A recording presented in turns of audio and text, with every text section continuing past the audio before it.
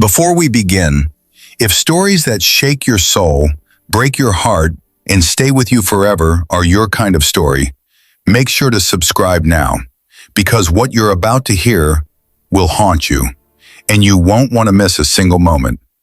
History remembers emperors for their wars, for their crowns, their conquests, their monuments. But this is the story of the emperor history almost forgot, the one who conquered the world, but could not save the one person who mattered most.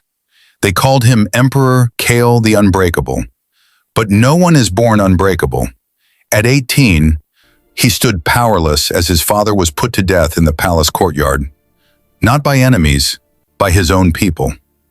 2 years later, at 20, the plague took his mother.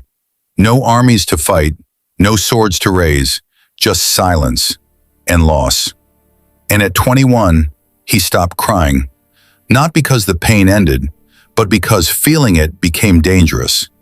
Because when the tears stopped, the grief hardened. And when the grief hardened, power became easier than love. If you've ever wondered how pain can twist a soul, stay with this story until the end, because what broke Kale might break you too. By 25, Kale ruled an empire stretching across deserts, mountains, and endless rivers. Cities burned in his name. Armies marched at his command. Kings bowed before his silence. He was feared, respected, untouchable. They whispered, "The emperor has no heart." And for years, that was true, until the night he met the girl who spoke to him like he was human. Her name was Lyra, a healer, daughter of no noble blood. When brought before the emperor to treat his wounded general, she did not bow.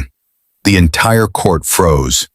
But instead of rage, Kale asked, "Do you not fear death?" She replied, "I fear living without kindness more." No one had spoken to him like that. No one had dared. And for the first time since he became emperor, something inside him moved. But this is not a love story. This is a tragedy, disguised as hope. Lyra stayed in the palace, not as a servant, not as a concubine, but as the only person who reminded the emperor he was once a man, once a boy who cried, once a boy who lost everything. She laughed at his seriousness, argued with his cruelty, questioned his wars, and slowly, the emperor who burned cities started building hospitals. The emperor who silenced nations started listening, and whispers spread across the empire. The unbreakable is changing, but empires are not built on kindness, and the men who bled for Kale's power did not want a soft ruler, especially not because of a woman. One winter morning, Lyra was accused of treason. They claimed she had been sending letters to enemy lands. There was no proof, only whispers, only fear, only men who missed the emperor's cruelty, and the court demanded judgment. Kale had faced armies without hesitation, but now he hesitated, because to save her, he would have to destroy the loyalty of the very generals who kept his throne. That night, Lyra visited him. She did not beg. She did not cry. She only said, "If kindness cost you your crown, was it ever truly yours?" And what the emperor did next shocked even the heavens. The next day, before the entire court, Kale condemned Lyra. Gasps filled the hall, but his voice did not shake. His face did not move. He watched as the only person who had brought life back into his soul was led away. That evening, the empire celebrated. The emperor is strong again. The emperor is wise. The emperor has no weakness. But in the silence of his chamber, Kale opened the final letter Lyra had left behind. Inside were not letters to enemies, but records, names, proof. Proof that his own generals had plotted rebellion. Proof that she had been trying to protect him. She had never betrayed him. By the time the truth reached him, it was too late.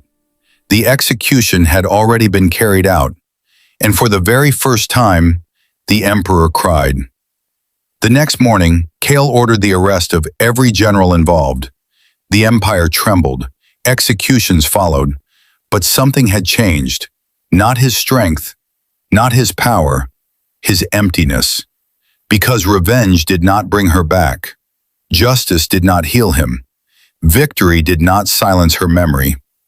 Years later, historians recorded that Emperor Kale ordered the construction of a grand monument, not for war, not for victory, but for a healer. And beneath that monument, he ordered something buried. Not gold, not weapons, but a sealed chest containing his crown, his sword, and a letter that read, "Here lies the heart I killed to remain emperor." Power can conquer nations, but fear can destroy love. And sometimes, the strongest rulers are the weakest men. So tell me, if you were Kale, would you have chosen the empire or the person who made you human? Comment below, and if this story stayed with you, subscribe.